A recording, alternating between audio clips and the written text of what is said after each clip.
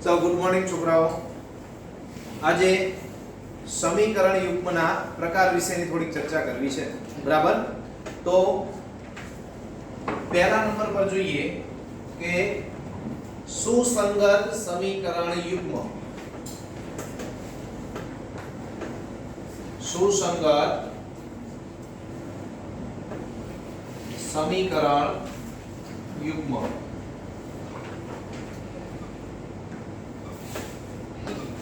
બરાબર? હવે સુસંગત સમીકરણ યુગ્મ કોને કહેવાય? તો ખાસ કે જે સમીકરણ યુગ્મને અનન્ય ઉકેલ મળતો હોય, એટલે કે એક ઉકેલ મળતો હોય અથવા તો અનંત ઉકેલ મળતા હોય, તો તેવા સમીકરણ યુગ્મને સુસંગત સમીકરણ યુગ્મ કહે છે. બરાબર? એટલે અહીંયા આપણે લખીએ કે જે સમીકરણ યુગ્મને અનન્ય ઉકેલ મળતો હોય અથવા અનંત ઉકેલ મળતા હોય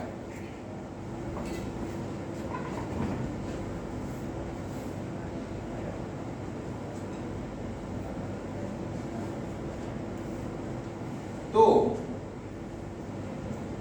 તેવા સમીકરણ યુગ્મને અથવા તો તેવા સમીકરણ યુગ્મ સુસંગત છે તેમ કહેવાય.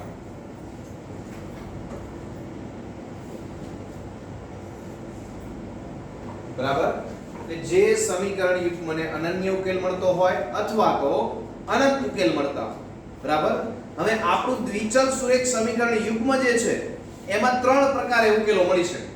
પહેલું તો કે અનન્ય ઉકેલ મળે, બીજું તો કે અનંત ઉકેલ મળે, અને ત્રીજું તો કે એક પણ ઉકેલ મળે નહીં. પણ કોઈ પણ સમીકરણ યુગ્મ એવું ન હોય કે જેમાં બે ઉકેલ મળે કે જેમાં ત્રણ ઉકેલ મળે. ઉકેલ મળવો એનો અર્થ શું થાય કે એ બંને સમીકરણોની રેખાઓ એકબીજાને જેટલા બિંદુમાં છેદે એટલા એના ઉકેલ થાય. પણ બંને સમીકરણોનો આલેખ કેવો મળે છે? રેખા. તો રેખા માટે ત્રણ જ વિકલ્પ છે. કયા કયા?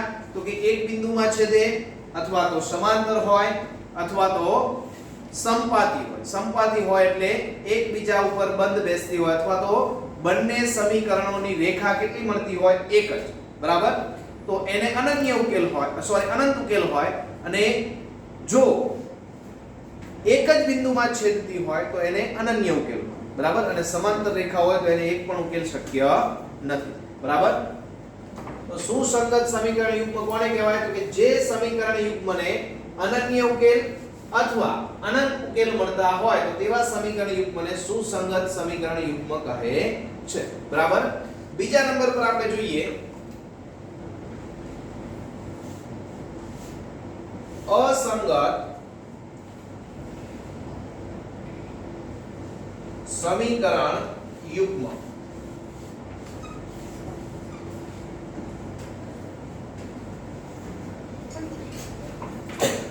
હવે બીજી એક વસ્તુ અહીંયા પહેલા આપણે જોઈએ કે સુસંગત સમીકરણનો આલેખ કેવો મળે? તો કે આલેખ આનો કેવો મળશે?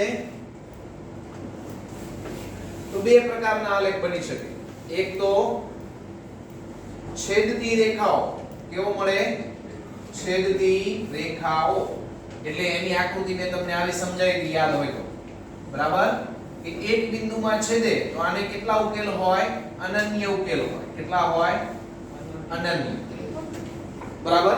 અને બીજા નંબર પર એનો આલેખ કેવો બની શકે? તો કે સમપાતી રેખાઓ. કેવો? સમપાતી રેખાઓ. હવે સમપાતી રેખાઓ હોય તો આ એક રેખા છે, એના ઉપર જ આ બીજી રેખા બંધ બેસતી આવતી હોય તો એને સમપાતી રેખાઓ કહેવાય. અને આવી જ રેખાઓ જે હોય એને કેટલા ઉકેલ મળે? અનંત ઉકેલ મળે. કેટલા ઉકેલ મળે? અનંત ઉકેલ. બરાબર?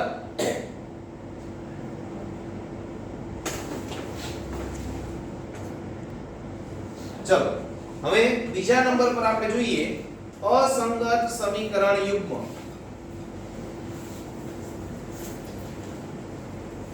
અસંગત સમીકરણ યુગ્મ. હવે અસંગત સમીકરણ યુગ્મ કોને કહેવાય? તો કે જે સમીકરણ યુગ્મને એક પણ ઉકેલ ન મળતો હોય, જે સમીકરણ યુગ્મને એક પણ ઉકેલ ન મળતો હોય તો તેવા સમીકરણ યુગ્મને અસંગત સમીકરણ યુગ્મ અથવા તો સુસંગત નથી. અસંગત હોય એને શું કહેવાય? બીજું સુસંગત નથી. બરાબર? તો અહીંયા લખીએ કે જે સમીકરણ યુગ્મને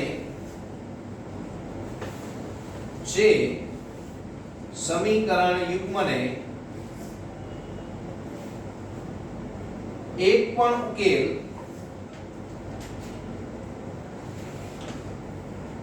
શક્ય ન હોય તો તેવા સમીકરણ યુગ્મ અસંગત છે તેમ કહેવાય. અસંગત છે અથવા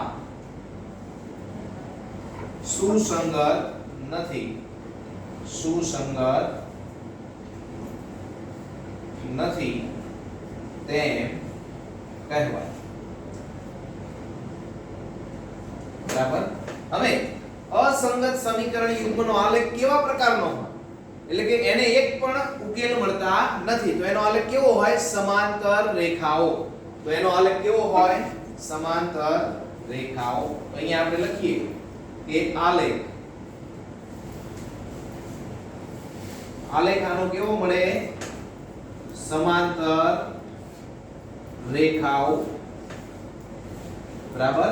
સમાંતર રેખાઓ કોને કહેવાય? તો આપણને ખ્યાલ જ છે અને અગાઉ આપણે સમજાવેલું પણ છે. આ પ્રકારનો આલેખ મળે કારણ કે આ રેખાઓ છે એકબીજાને અનંત સુધી લંબાવો તો પણ છેદશે નહીં અને છેદશે નહીં તો એને એક પણ ઉકેલ મળશે નહીં અને એક પણ ઉકેલ ન મળે તો તેવા સમીકરણને કેવા કહેવાય? અસંગત સમીકરણ યુગ્મ. બરાબર? હવે ત્રીજા નંબર પર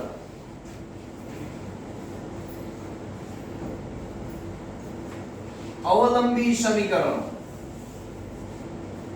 અવલંબી સમીકરણો. હવે અવલંબી સમીકરણો કોને કહીશું આપણે? તો કે જે સમીકરણ યુગ્મનો આલેખ અથવા તો જે સમીકરણ યુગ્મને માત્ર અનંત ઉકેલ મળતા હોય. કેવા? માત્ર અનંત ઉકેલ મળતા હોય. અનંત ઉકેલ તો આમાં પણ આવે છે ને, પહેલામાં સુસંગતમાં. બરાબર? પણ સુસંગતમાં સાથે અનન્ય ઉકેલ પણ આવે છે. અનન્ય ઉકેલ અથવા અનંત હોય તો એને સુસંગત કહેવાય. પણ અવલંબી સમીકરણો કોને કહેવાય? તો કે જે સમીકરણ યુગ્મમાં માત્ર અનંત ઉકેલો મળતા હોય. કેવા ઉકેલો મળતા હોય? અનંત. તો અહીંયા આપણે લખીએ કે જે સમીકરણ યુગ્મમાં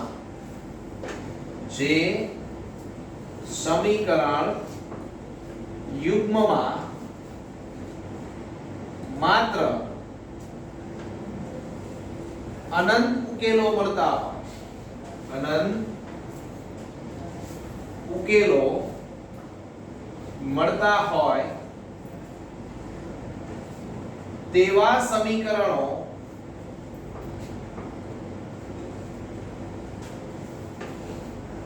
અવલંબી છે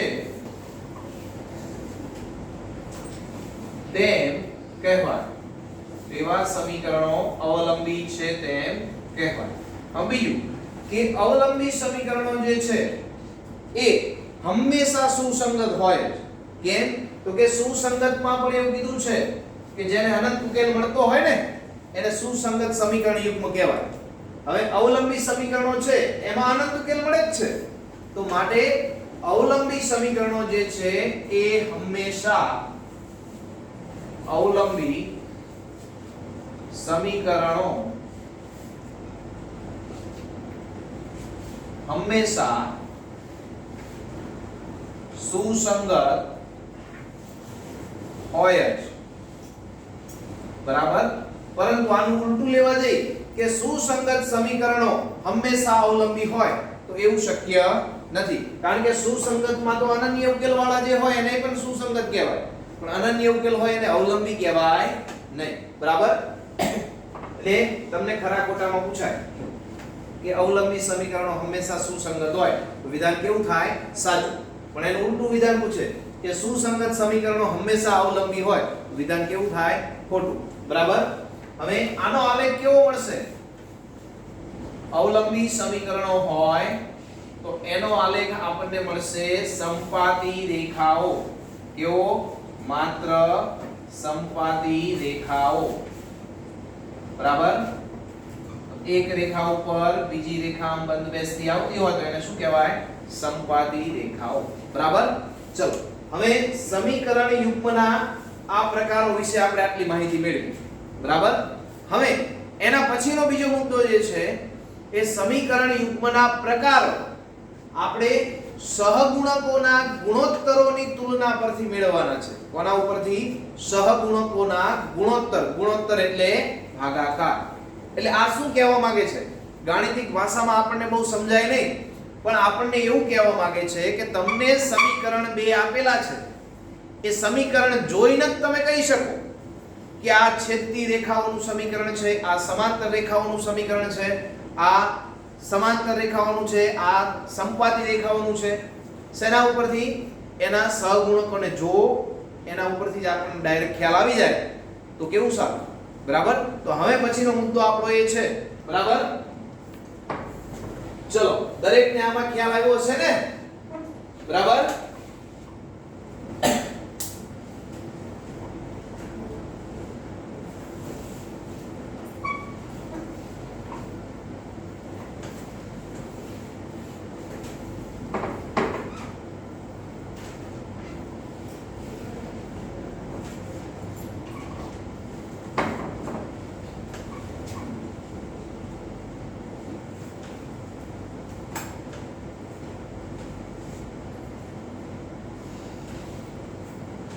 સહગુણકોના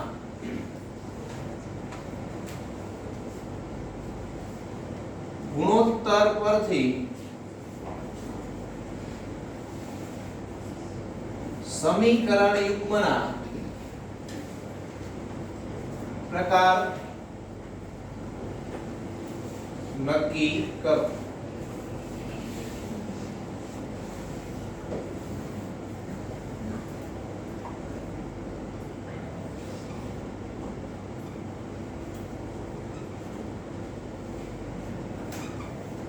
હવે જો અહીંયા આગળ આપણે બે પ્રમાણિત સમીકરણો છે આપણા. બરાબર? દ્વિચલ સુરેખ સમીકરણ યુગ્મનું પ્રમાણિત સ્વરૂપ જે છે એ કયું થશે? તો કે પ્રમાણિત સ્વરૂપ આપણું છે a1x b1y c1 બરાબર 0. અને બીજું સમીકરણ કયું છે?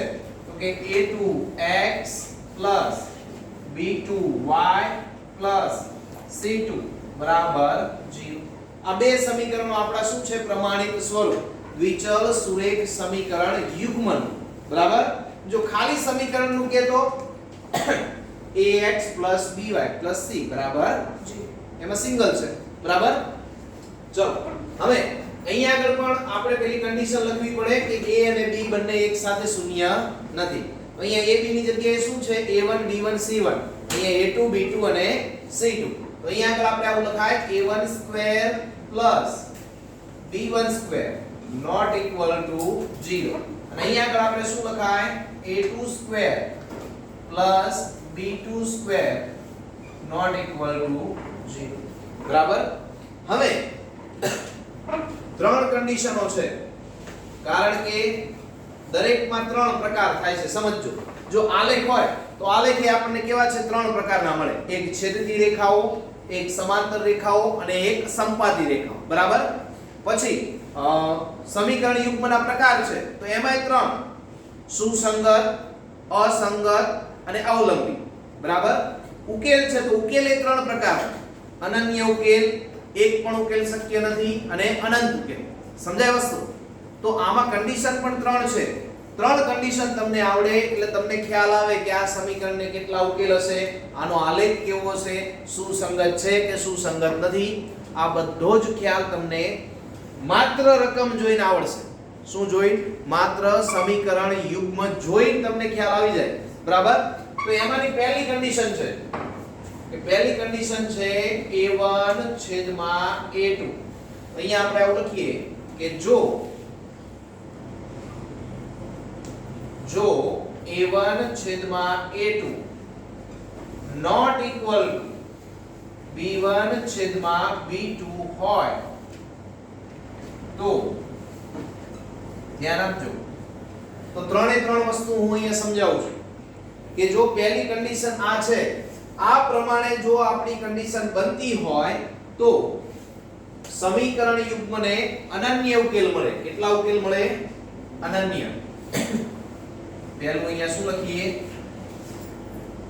અનન્ય ઉકેલ મળે. બીજા નંબર પર હવે અનન્ય ઉકેલ મળે.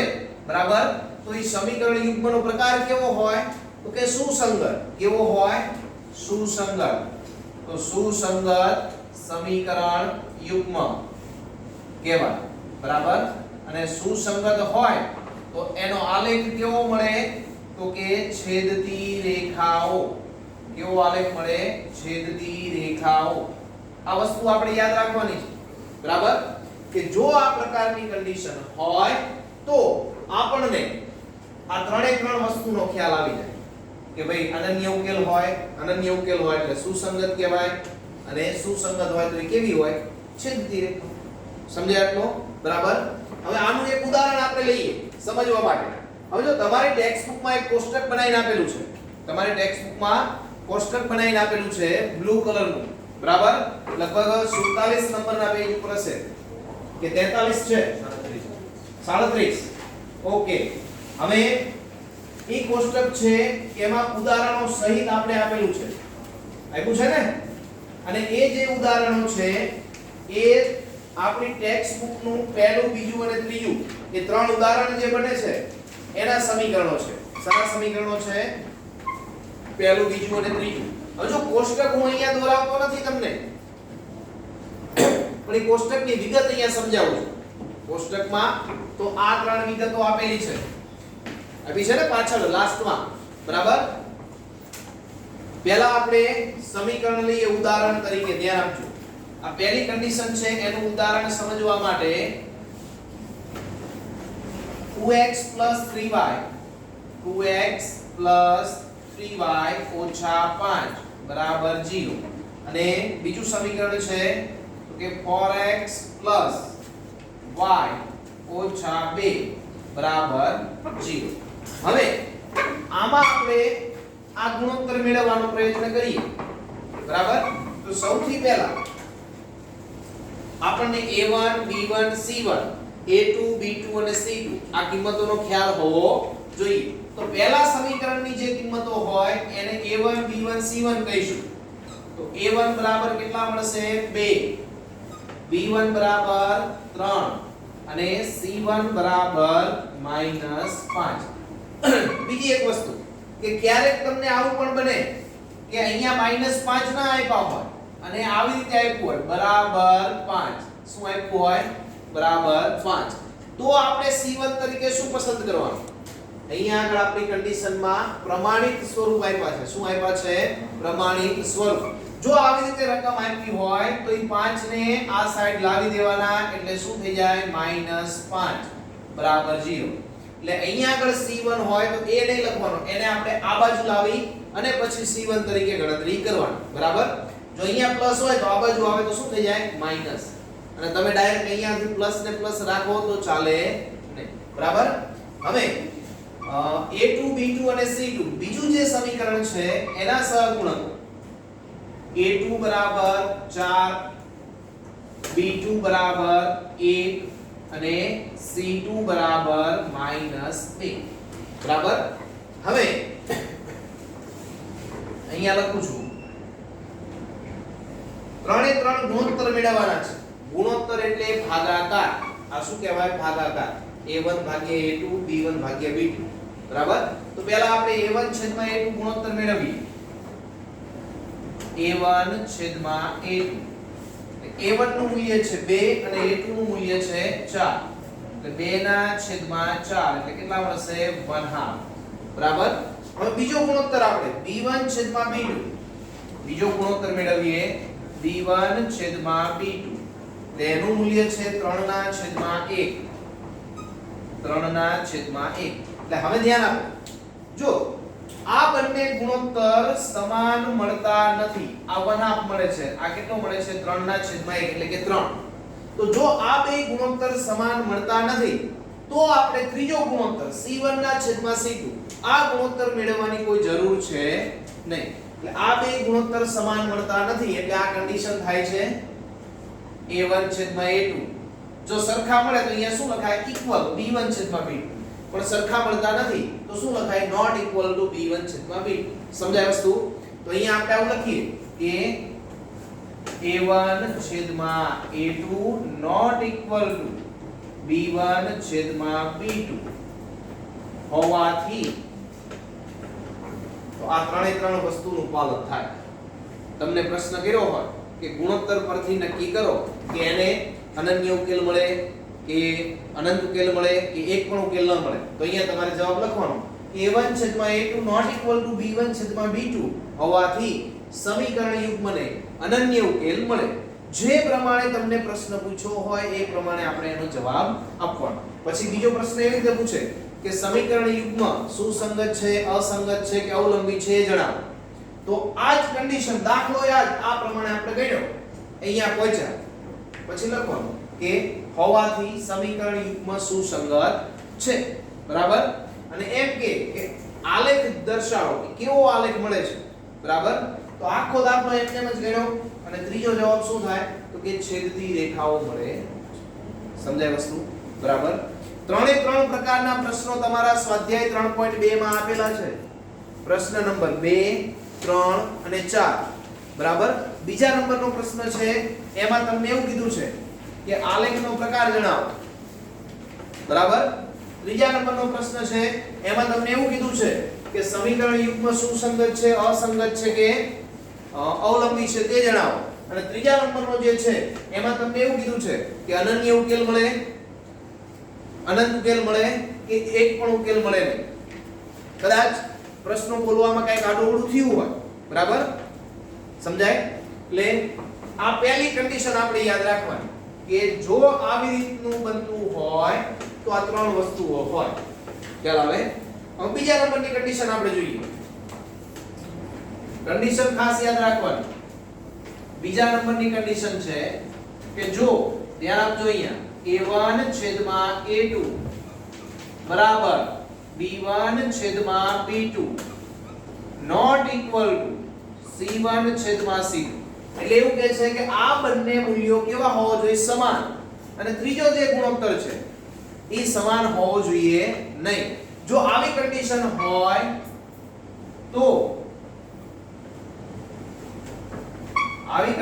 હોય તો એમાં પણ ત્રણ વસ્તુ એમાં પહેલા ઉકેલ માટે લખીએ તો કે એક પણ ઉકેલ શક્ય નથી. એક પણ ઉકેલ શક્ય નથી. આમાં એવું હતું ને કે અનન્ય ઉકેલ મળે. આવી કન્ડિશન થતી હોય તો શું થાય એક પણ ઉકેલ શક્ય નથી બરાબર. બીજા નંબર પર એક પણ ઉકેલ શક્ય ન હોય તો સમીકરણ યુગ્મ કેવું કહેવાય અસંગત. કેવું કહેવાય અસંગત. તો અહીંયા આપણે બીજા નંબર પર લખીએ કે અસંગત સમીકરણ યુગ્મ.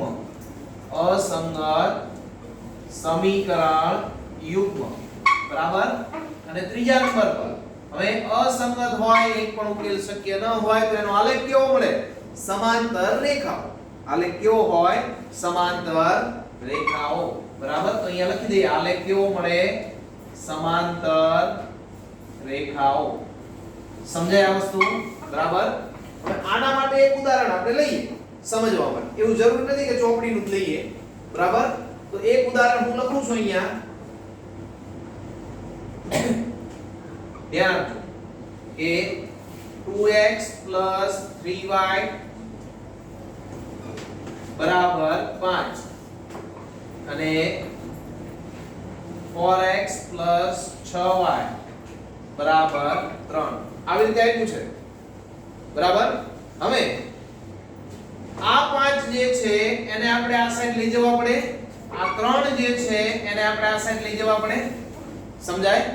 જો તમે એવી રીતે ન કરો, એવી રીતે ન લઈ જાવ તો ચાલે ખરું, પણ તમારે C1 ની કિંમત કેટલી લખવી પડે? -5. કેટલી લખવી પડે? -5. અને C2 ની કિંમત કેટલી લખવી પડે? -3. કેમ? તો કે એ દાખલો તમે આવી રીતે ગણવો પડે, 2x 3y -5 બરાબર 0. પ્રમાણિત સ્વરૂપમાં લખવું પડે ને. પછી અહીંયા 4x 6y -3 બરાબર 0. સમજાય આટલું? હવે આમાં આપણને a1 b1 c1 લખતા આવડે. a1 એટલે પહેલા સમીકરણના સહગુણકો, b1 એટલે 3 અને c1 એટલે -5. પછી અહીંયા a2 એટલે 4, b2 એટલે 6 અને c2 એટલે -3. બરાબર? હવે અહીંયા આપણે ગુણોત્તર લઈએ. ગુણોત્તર a1 છેદમાં a2 એટલે 2 ના છેદમાં કેટલા છે? 4. એટલે ગુણોત્તર કેટલો મળશે? 1/2. ધ્યાન આપજો. પછી બીજો ગુણોત્તર b1 છેદમાં b2. b1 કેટલા છે? 3 અને b2 કેટલા છે? 6. એટલે 3 દુ 6 થાય તો જવાબ આનો કેટલો મળશે? પાછો 1/2. જો બે ઇક્વલ મળ્યા ને તો ત્રીજો c1 છેદમાં c2 મેળવવાનો. જો ઇક્વલ ન મળે તો ત્રીજો મેળવવાનો નહીં. ઇક્વલ ન મળે એટલે આ પહેલી કન્ડિશન હોય. બરાબર? ઇક્વલ મળ્યા તો હવે ત્રીજો ગુણોત્તર આપણે લેવા જઈએ, c1 છેદમાં c2 એટલે -5 ના છેદમાં -3 એટલે માઈનસ માઈનસ કેન્સલ થઈ જાય તો 5/3 મળે. તો હવે અહીંયા આગળ જુઓ કે આપણને આ 1/2 મળ્યું, આ ગુણોત્તર એ 1/2 મળ્યો, પણ આ ગુણોત્તર છે એ 5/3 મળ્યો. ત્રણેય ગુણોત્તર સમાન મળતા નથી. બરાબર? હવે અહીંયા લખાય કે અહીં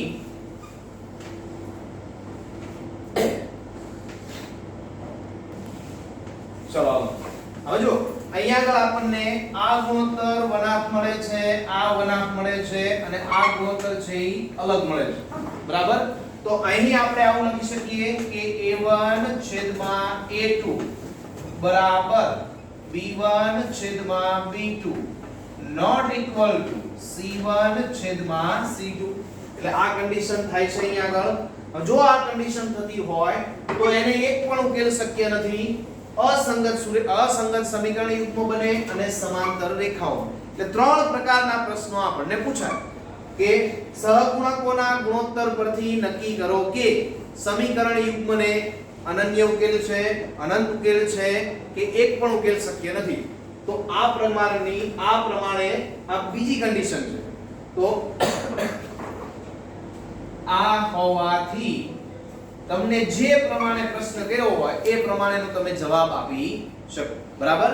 હવે ત્રીજા નંબરની જે કન્ડિશન છે એ કન્ડિશન આપણે જોઈએ.